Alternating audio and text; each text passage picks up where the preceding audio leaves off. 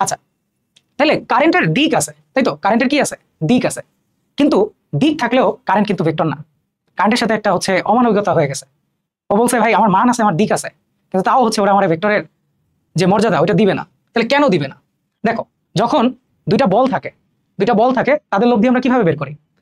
তাদের লব্ধি আমরা জ্যামিতিক উপায়ে বের করি। দুইটা বল যদি সমান হয়, তাদের মধ্যবর্তী কোণ যদি 60 হয়, ধরো কথার কথা বল দুইটাও 60, তাহলে আমরা জ্যামিতি দিয়ে দেখছি যে রেজাল্টেন্টের ভ্যালু আসে কি?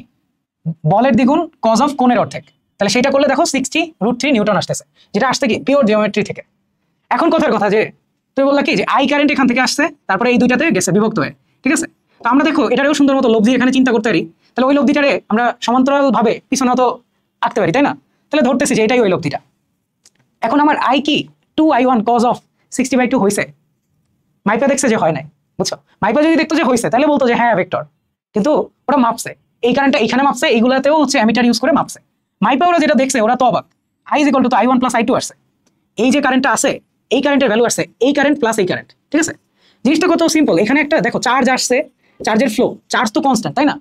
চার্জের কোনো সৃষ্টি নাই, ধ্বংস নাই।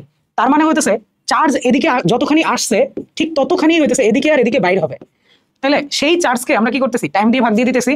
তাহলে চার্জ যদি কনস্ট্যান্ট হয় তার মানে কি আইও কনস্ট্যান্ট হবে, মানে যা আসবে তাই বের হবে, ঠিক আছে? তাহলে সেখান থেকে আমরা দেখতেছি আই সমান হচ্ছে i1 + i2 আসতেছে, যেটা আমরা কিভাবে বের করলাম? অ্যালজেব্রা দিয়ে।